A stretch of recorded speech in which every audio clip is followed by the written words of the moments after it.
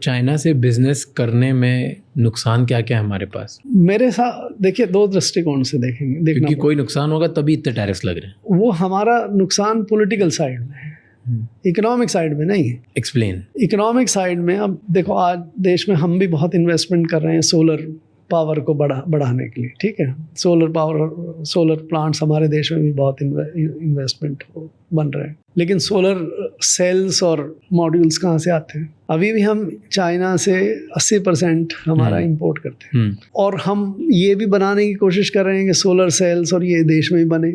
हमने PLI में, इनमें कई सारी स्कीम्स में बढ़ाने की कोशिश की, लेकिन वहाँ हो नहीं रहा है क्योंकि आपके पास टेक्नोलॉजी नहीं है।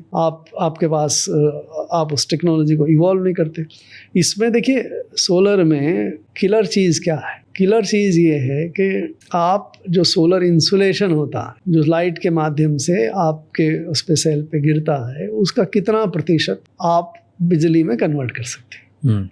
ये मुख्य चीज़ है, ठीक है। और ये उस टेक्नोलॉजी पे डिपेंड करता है जो डिफरेंट मटेरियल्स को और इस चीज़ों को इस्तेमाल करते हुए इवॉल्व होती है। वो टेक्नोलॉजी चाइना के पास है, राइट। तो अगर आप सोलर सेल बनाने की फैक्ट्री लगा भी लेंगे, सोलर प्लांट की पावर जनरेशन का प्लांट की बात नहीं कर रहा हूँ, सोलर सेल बनाने की फैक्ट्री लगा लेंगे, तो उस बनाने के लिए टेक्नोलॉजी तो आपको वहीं से लानी पड़ेगी, क्योंकि आपके पास तो नहीं। और वो आपको टेक्नोलॉजी उस दाम पे देगा जिस दाम पे आप उससे कम्पीट नहीं कर सकते। और जो अगले विकास करके और बेहतर टेक्नोलॉजी बनेगी वो आपके पास नहीं होगी, तो आप फिर आउट कम्पीट हो जाएंगे। तो इस पे कैसे हमारे पास टेक्नोलॉजी आ सकती है? क्या करना चाहिए हमें? टेक्नोलॉजी लाने के मेरी समझ में दो ही तरीके होते हैं।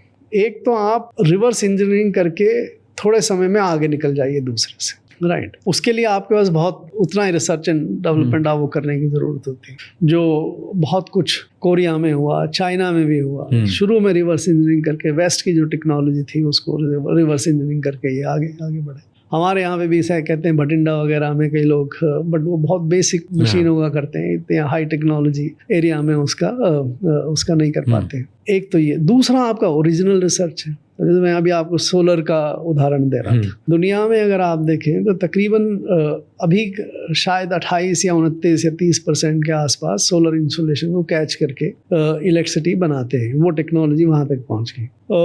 जो मेरी जानकारी है उसमें तकरीबन 22-23% तक जब डेवलपमेंट हो रहा था, शुरू तो हम 7-8% से ही हो रहे थे, राइट। वो ऑस्ट्रेलियंस लीड कर रहे हैं, लेकिन अब चाइनीज लीड कर रहे हैं। क्यों? उन्होंने उसमें बहुत मेहनत की, उसमें लगाया सारा अपना साइंटिफिक एस्टेब्लिशमेंट, उसका वो तो रिसोर्सेज, पैसे और रिसोर्सेज लगाए। पैसे, रिसोर्सेज, दिमाग, और क्या आता है टेक्नोलॉजी।